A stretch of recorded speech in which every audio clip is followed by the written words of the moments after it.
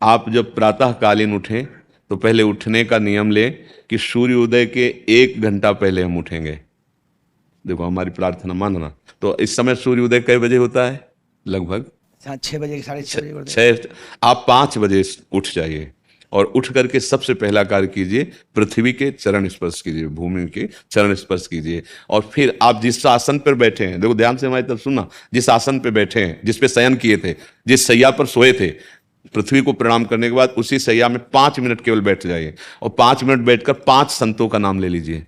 जैसे हम लोग श्री स्वामी हरिदास जी की जय, हरिवंश महाप्रभु की जय, हरिराम व्यास जी की जय, नागरीदास जी की जय, श्री ध्रुवदास जी की जय, 5 संतों के नाम याद कर लीजिए। इसके बाद नीचे उतरिए और पहले जो अपने माता पिता, अगर वो शयन कर रहे हैं तो कोई बात नहीं है, अगर वो शयन नहीं कर रहे हैं तो पहले जाकर माथा रखकर उनको प्रणाम कीजिए। इसके बाद आधा लीटर या पौन लीटर जितना आप जल पी सकते हैं, उस जल को आप हल्का सा गर्म करवाइए अपने माता पिता से, जो भी आपकी सेवा में हो, या अगर आप स्वयं कर सकते हो तो स्वयं हल्का सा। अगर 500 ग्राम पी जाए तो और अच्छी बात है, और इससे ज्यादा पी जाए तो अच्छी बात है। वज्रासन में बैठना आता है?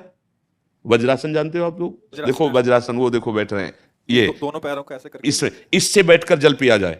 ये आपके ब्रह्मचर्य की रक्षा करेगा, कब्ज नहीं होने देगा और आपके मस्तिष्क की गर्मी को ठंडा करेगा। ऐसे वज्रासन में बैठकर धीरे धीरे 5 या 10 मिनट में जल पिया जाए, एकदम ना पिया जाए। गिलास में लेकर के 500 ग्राम जल धीरे धीरे उसको पिया जाए। फिर इसके बाद आपको 100-200 कदम टहलना है।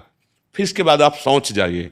शौच अगर आपका पेट साफ हो जाता है, अगर नहीं साफ होता है, कोई ऐसी परेशानी लगती है, तो 1 चम्मच ईसबगोल की भूसी और छोटी हर का आधा चम्मच अगर रात्रि में दूध से या पानी से ले ले तो वो बार बार शौच नहीं लगाएगा, पर आपकी आंतें साफ हो जाएंगी। शौच जाने के बाद स्नान करें और फिर तुरंत, अगर आपको व्यायाम आता है तो करे, नहीं तो सीधा सरल बात होती है, 20 बार बैठ जाए बैठक और 10 बार लेटने वाली दंड। और इसके बाद जो अनुलोम विलोम, जो इससे खींचे इससे छोड़ दे, इससे खींचे इससे छोड़ दे, इसके बाद दोनों हाथ ऐसे करके 7 बार ऐसे करे, सीधा खींचे और सीधा छोड़ दे। इतना ही तुम्हारे लिए प्राणायाम की आवश्यकता है। अब अपनी दिनचर्या में लग जाए। जो पढ़ाई का कार्य दिया गया है, आगे तुम्हें और भजन की बात हम नहीं कह रहे, जो पढ़ाई का कार्य दिया गया है वो भगवान की ही पूजा है।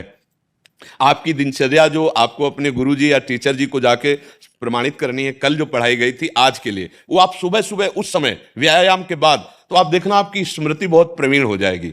अच्छा, ये आपकी प्रातःकालीन दिनचर्या है। जब आप अपने गुरुदेव के पास स्कूल जाएं, तो हमें आजकल का तो अब पता नहीं, पर हम लोग जब जाते थे तो अपने गुरुजी को प्रणाम करते थे। तो जो स्कूल में आपको पढ़ाई पढ़ा रहे हैं वो तो बात है, अब आपको जो हम खास बात बताना चाहते हैं वो कि देखो अभी छोटे छोटे बच्चे हो, बच्चों में कुछ बच्चे ऐसे गंदे बच्चे होते हैं जिनकी गंदी बातें दिमाग में आ जाती हैं और गंदी बातें वो करने लगते हैं आचरण में। आप लोग इतना तो जानते ही होंगे कि गंदी बातें किसे कहते हैं। आप लोगों के पास अगर मोबाइल है तो कभी गंदी बात देखना नहीं। कोई भी बच्चा अगर गंदी बात दिखाए तो अपने टीचर से या अपने माता पिता से जाके शिकायत करनी चाहिए, वो बहुत हानिकारक होती है। कभी कोई भी गंदी बात अपने द्वारा नहीं होनी चाहिए।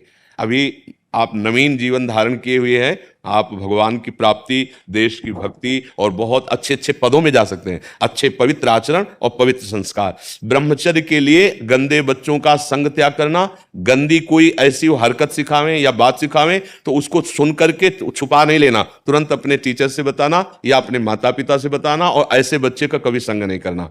और रात्रि के सोते समय ये जरूर ध्यान देने वाली विशेष बात है, रात्रि के सोते समय जो भगवान का नाम प्रिय, जैसे इन लोगों ने आप लोगों को बताया राधा वल्लभ श्री, तो सोते समय बस प्रार्थना करो कि हे प्रभु, आज दिन हमारा जो भी गलती हुई हो वो हमको आप प्रार्थना करते हैं कि आप हमें समझाओ क्या हमसे गलती हुई। अगर पूरी दिनचर्या में ऐसा लग रहा है हमसे कोई गलती नहीं, तो भगवान सुबह से अभी तक हम सोने जो जा रहे हैं ये पूरा समय आपको समर्पित। आप देखना, इसका फल देखना, एक तपस्वी की तपस्या का जो फल होता है ना, उसका ये फल मिलेगा। और सोते समय बस राधा वल्लभ श्री हरिवंश, राधा वल्लभ श्री हरिवंश, इधर उधर ना सोचते हुए, ना मोबाइल देखते हुए, ना कोई गंदी बात मन में, और चुपचाप सो जाइए। और जब फिर सुबह उठे तो फिर ऐसी दिनचर्या। और पढ़ाई इस समय तुम्हारा भजन है।